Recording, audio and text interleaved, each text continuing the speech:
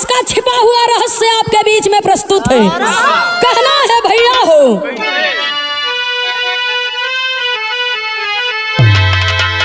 उन शहीदों के हम सब ऋणी है सदा, आन पर जान हंस कर जो अपनी लुटाए, भूल जाएगा इतिहास कैसे उन्हें, धन धरा पर जो लहू की धारा बहाए, मुल्क में मेरे मुगलों का शासन रहा, लूटता हर तरफ हिंद का था चमन, ना झुके यान पर शान कायम रखे, मंगल कवि उन सपूतों को सत सत नमन।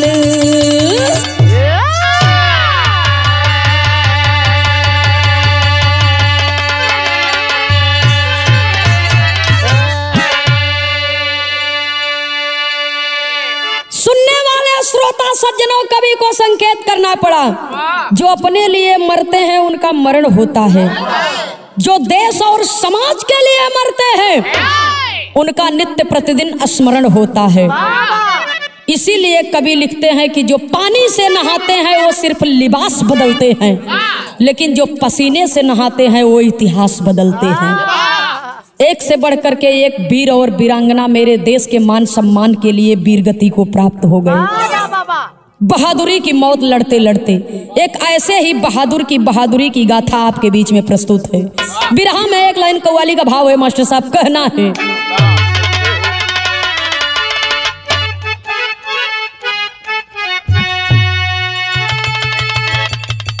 अरे सरफरोशी की तमन्ना,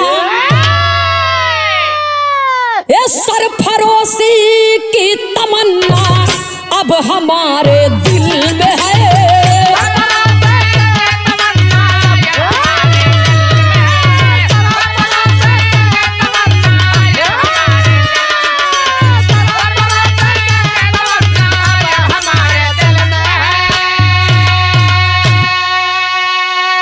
ये सरफरोशी की तमन्ना तो अब हमारे दिल में है, अरे देखना है जोर कितना, बाबू देखना है जोर कितना, बाजुए कातिल में है।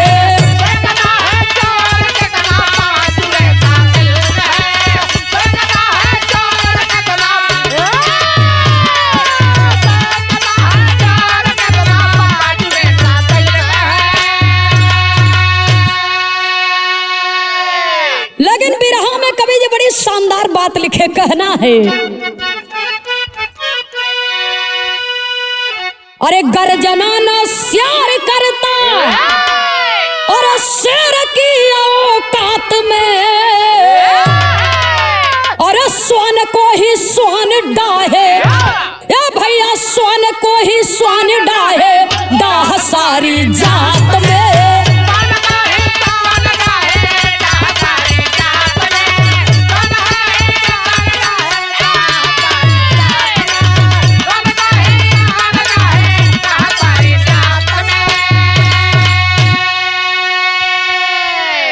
गर्जना न श्यार करता शेर की औकात में, और स्वान को ही स्वान डाहे, डाह सारी जात में।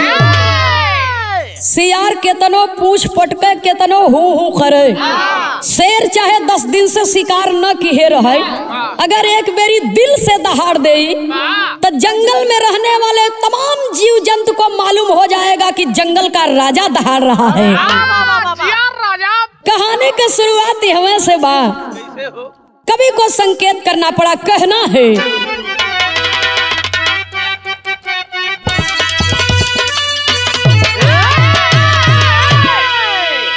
थे बीकानेर के राजा जब राम सिंह जी नाहर, थे बीकानेर के राजा जब राम सिंह जी नाहर, भाई थे अमर सिंह बागी सन्मुख न टिकते कायर,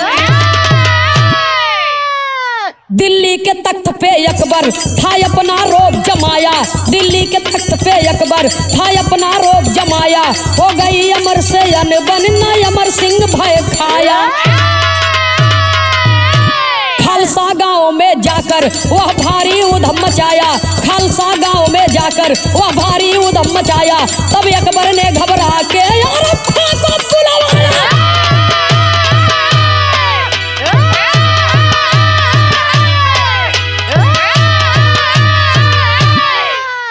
भैया वो समय कई बात बा जिस समय मुगल अपने देश में राज किया करते थे।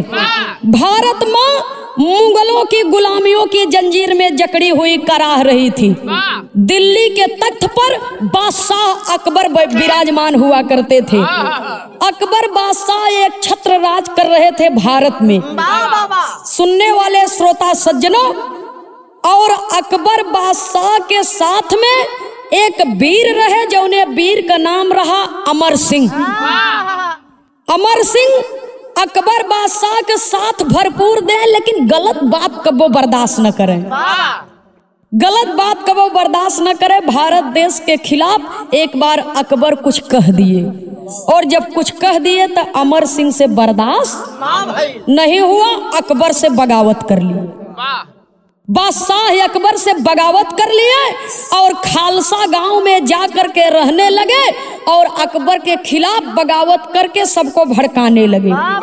बादशाह अकबर समझ गए कि अभी हमरे मनाए माने वाला नहीं बा, तो अरब देश से अरब खां को बुलवाने के लिए भेजे कि अपनी सेना लेकर के आओ, और तोहई अमर सिंह का खात्मा करबा तो करबा, और कोई के धराए वाला वीर नहीं बा। तब कवि को संकेत करना पड़ा। बिरहा में एक लाइन तर्ज का भाव है मास्टर साहब।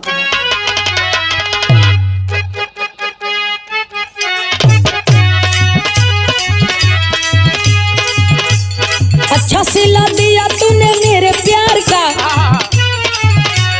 अच्छा सिला दिया तूने मेरे प्यार का, यार नहीं लूट लिया घर यार का। अच्छा सिला दिया तूने मेरे प्यार का, यार नहीं लूट लिया घर यार का। अच्छा सिला दिया तूने मेरे प्यार का, यार नहीं लूट लिया घर यार का। लेकिन बिरहा में कवि को संकेत करना पड़ा, और कौने वीर का नाम लिखे के पड़ा। लिखे पृथ्वीराज बात सुनो हमारी, लिखे पृथ्वीराज बात सुनो हमारी, पीछा तेरा किया अरब खान जबरी। लिखे पृथ्वीराज बात हमारी, पीछा तेरा किया अरब खान जबरी। लिखे पृथ्वीराज बात हमारी, पीछा तेरा किया अरब खान जबरी। सदा से ही तुझे पे हमारा बड़ा नाज है,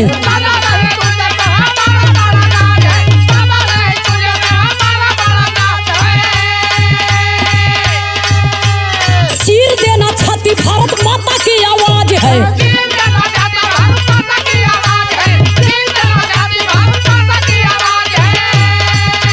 मार न सकेगा तुझे कोई रगरी, मार न सकेगा तुझे कोई रगरी, ये पीछा तेरा किया यार खान जबरी।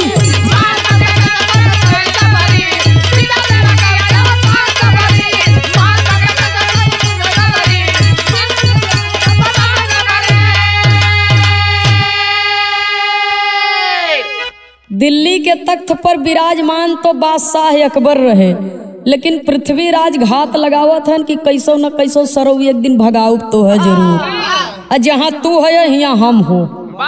सुनने वाले श्रोता सज्जनों, और अकबर बादशाह अमर सिंह बागी को चिट्ठी लिख करके संदेशा भेजे कि अरब देश से अरब खान अपनी सेना लेकर के आ रहा है आपको मारने के लिए, सजग हो जाइए। काहे बदे कि तोह पर बड़ा नाज बा, तोहरे ऊपर बड़ा नाज बा, अगर तू मारा जाइबा तो मैं अधूरा हो जाऊंगा। ये तना बतिया जब सुनत हैं बाबूजी, चिट्ठी पा गए अमर सिंह, तब बागी अमर सिंह चिट्ठी जब पाए हैं, संदेशा पाए हैं, तो आग बबूला हो गए। चिंता मत करिए, आवे दस सारे के एक दिन ये मुगलन के भगाए के भारत माता के धरती के आजाद कराए के तब्बे दम ले। अरे आज मैं मरूंगा, कल कोई और पैदा होगा, और ये विदेशियों को नाको चना चबाना पड़ेगा। बिरहा में एक लाइन तर्ज का भाव है मास्टर साहब, कहना है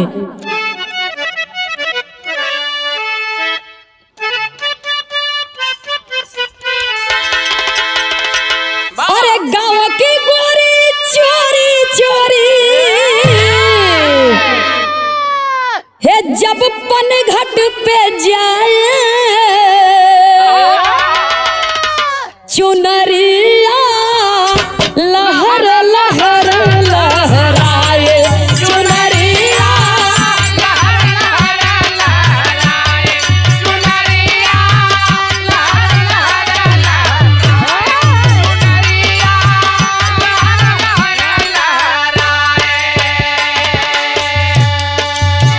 लेकिन बागी अमर सिंह के मनवा में का बा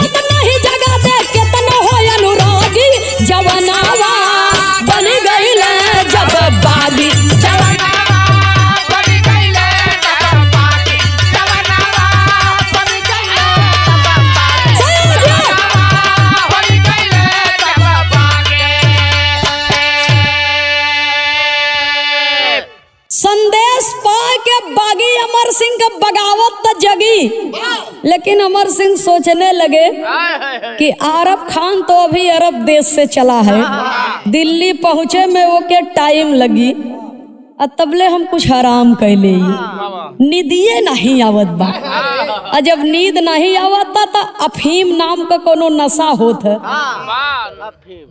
हो गए चरस अफीम हीरोइन जवन कुछ भी होत हो। अफीम खा करके बागी अमर सिंह सो गए गहरी नींद में। अहर अरब देश से अरब खां अपनी सेना लेकर के आ गया, और जब सेना लेकर के आ गया तो कोई को हिम्मतो नहीं बा कि जाए के अमर सिंह के जगाए दे। इतना कोई में ताकत नहीं बा कि अमर सिंह के जाए के गहरी नींद से जगाए दे। तब तक हुआ क्या, कवि को बिरहा शैली में टेरी के भाव में लिखना पड़ा।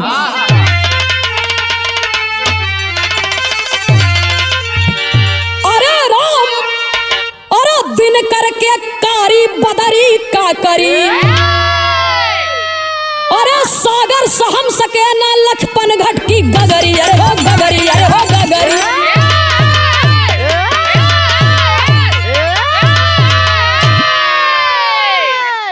नशा नींद में चूर अमर भय, नशा नींद में चूर अमर ना डर से कोई जगाया है, और अरब खाया के घेर लिया जंग कराया है। बहन थी पद्मा उसी गांव की, बहन थी पद्मा उसी गांव की, कविता का वित्री कह डाली, और सुन वीर भाव शमशीर साथ ले चला हमारे आंखें लाली। सुने वाले बाबूजी कोई जगावे के राजी नहीं बा, और खालसा गांव का एक बिटिया जिसका नाम पद्मा बतलाया गया, और अमर सिंह के पास में जाकर के वीरों की गाथा गाने लगी।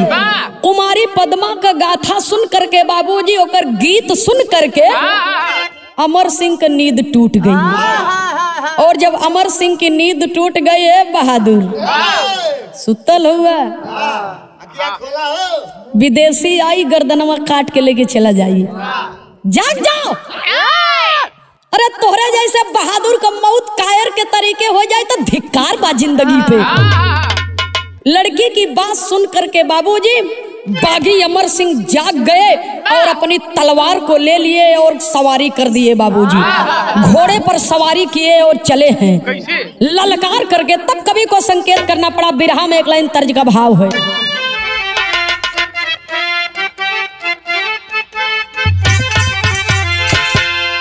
गज भर के गुजरिया गजब कर हो, गज भर के गुजरिया गजब कर हो, गज भर के गुजरिया गजब कर हो।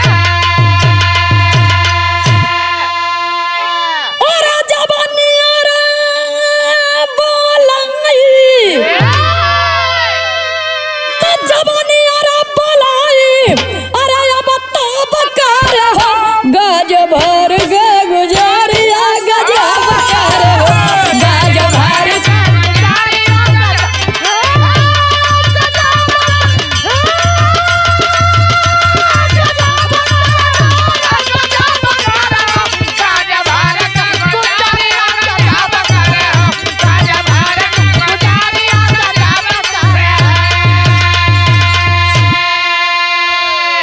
लेकिन बिरहा में कवि जी कितना सुंदर भाव लिखे। कहना है बाबूजी गरजे रानवा में शेरावा जुझार भीरवा, गरजे रानवा में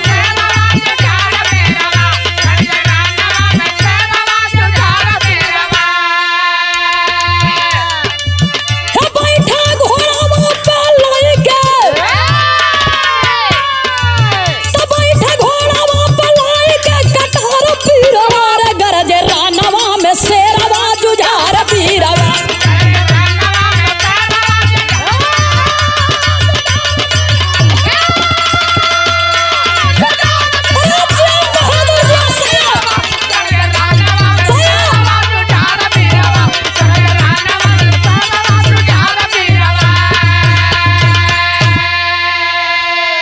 अरे सैनिक 30,000 साथे अरब लेके आया और 20,000 राजपूत खून गरमाया।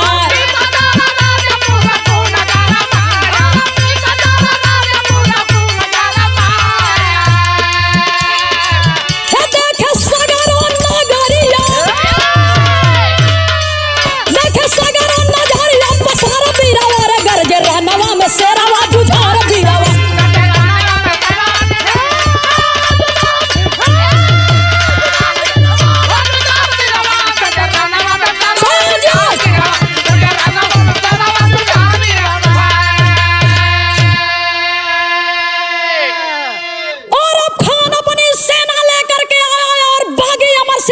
चढ़ाई कर दिया, बागी अमर सिंह भी चढ़ाई कर दिया कि एक कमीने साले तो लोगन के देश में रहे का ठिकाना नहीं बा। जब देखा तब यही हमारे लोगन के देश में चली आवा तो मुंह उठा के अब मारब सरो उलट जाइबा जाबा वो कहती भाग के। अमर सिंह जब इतना बतिया सुनत है तलवार लेके ललकार रहे हैं, ललकार रहे कि आगे बढ़बा तक काटब जरूर। और सेना से सेना भिड़ गए बाबूजी और अरब खान से अमर सिंह। तो देखा जब सेना से सेना का लड़ाई होत बा, तेगा तलवार का मार होत बा, तब वो समय का भाव कवि को संकेत करना पड़ा। कहना है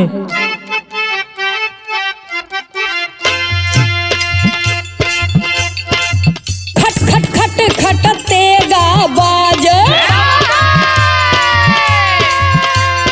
झुंड मुंड कट गिरे अपार, राजपूतन मुगलन पर भारी, और 10 को मारे एक जुझार, आज तेरा है मुश्किल बचना। बोला यार अब खा ललकार, कहे अमर सिंह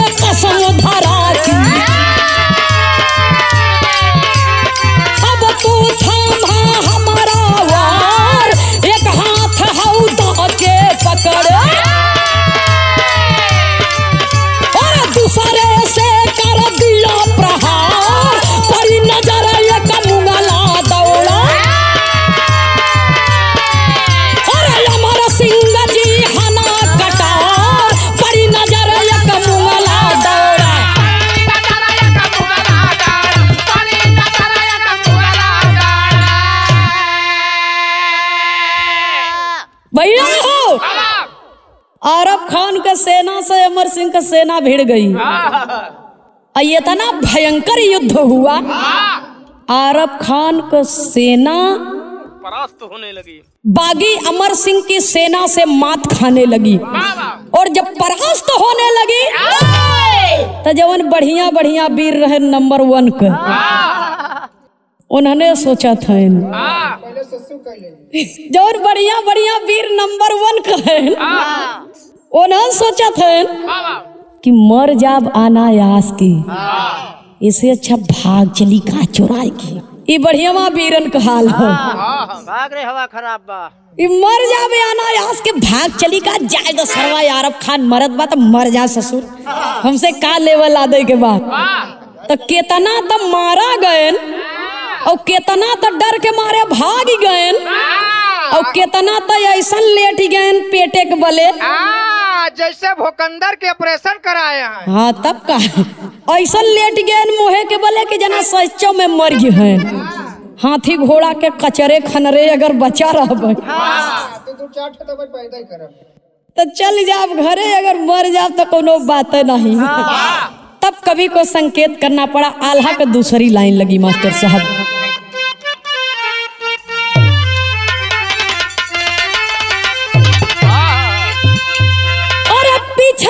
से मारा पापी वीर पर कटरिया,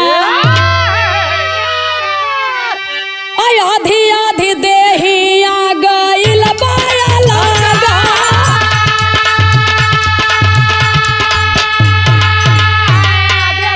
भैया आधी आधी देहिया गइल बाया लागा।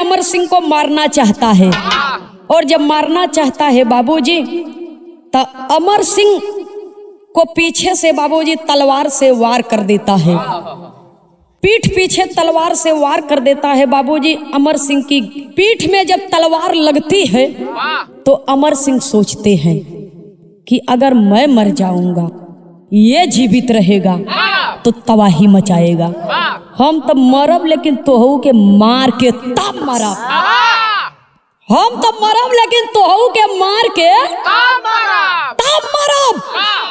अमर सिंह अपने मन में विचार किए, तलवार लेकर के पीछे मुड़ करके देखते हैं बाबूजी, अयारब खां तो सोचत बा कि तलवार लग गई, अब तो ये निहुर गया है घोड़ा की पीठ पर, तो इनके मरले समझे, लेकिन तबले झट से झटका में वीर अमर सिंह उठे और तलवार से वार कर दिए, सीने में खंजर उतार दिए,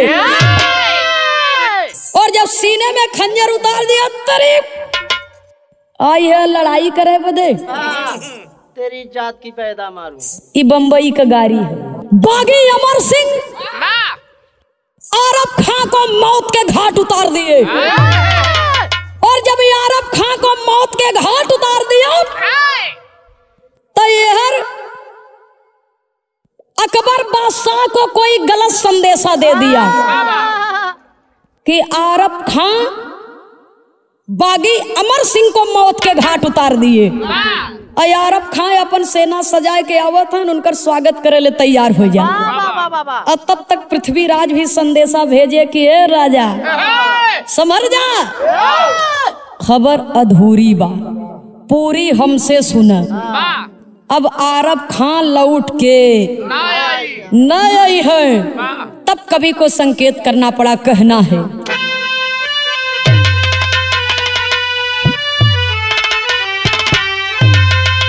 अरे तब से रन से आई गई, अरे दूसरे की पतिया, तब से रन से आई गई, और दूसरा की पतिया, अब बन गए रन बीच मौतिया, अरब के सथिया।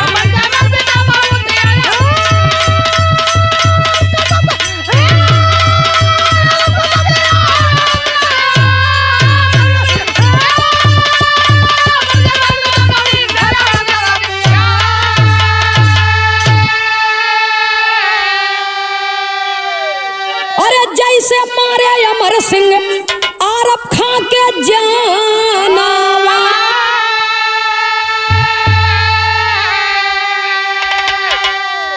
अरे दूत अकबर शाह से अरे बतावा कुल बयानवा, अरे बोला अकबर धन्य जतिया, अरब के मोतिया।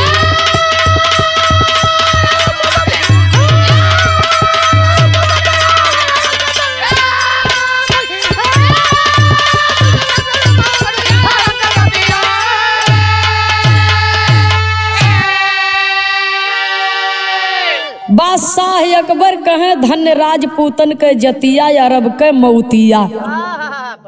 पृथ्वीराज चौहान जब खबर दिए आरब खान के मौत के, तो अकबर बादशाह को यकीन नहीं हुआ। लेकिन जब रण क्षेत्र से पैगाम आ गया कि ये खबर सच्ची है, बागी अमर सिंह के हाथों आरब खान मौत के घाट उतार दिए गए। बागी अमर सिंह भी इस दुनिया में नहीं रहे, लेकिन आरब खां कायरता का काम किया है। बागी अमर सिंह के पीठ में खंजर घोंपा है, लेकिन बागी अमर सिंह कायर नहीं है, उसने सीने पर वार किया है। इसलिए बागी अमर सिंह की कीर्ति जब तक सूर्य चंद्रमा रहेगा, जब तक ये धरती आसमान रहेगा, जब तक संसार रहेगा, तब तक उनकी कीर्ति गाई जाएगी। और इतिहास के पन्नों में बागी अमर सिंह की वीरता अमर हो गई। कवि को संकेत करना पड़ा, आखिरी और अंतिम प्रमाण में लिखना पड़ा।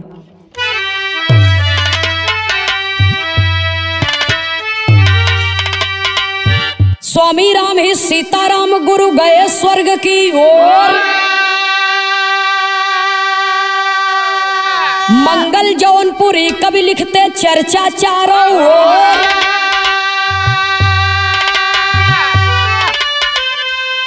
अरे राम अरे दिन करके कारी बदरी का करी, बाबू दिन करके कारी बदरी का करी, नंदनी खेमराज बैरी के सब दिन अखरी, दिन करके कारी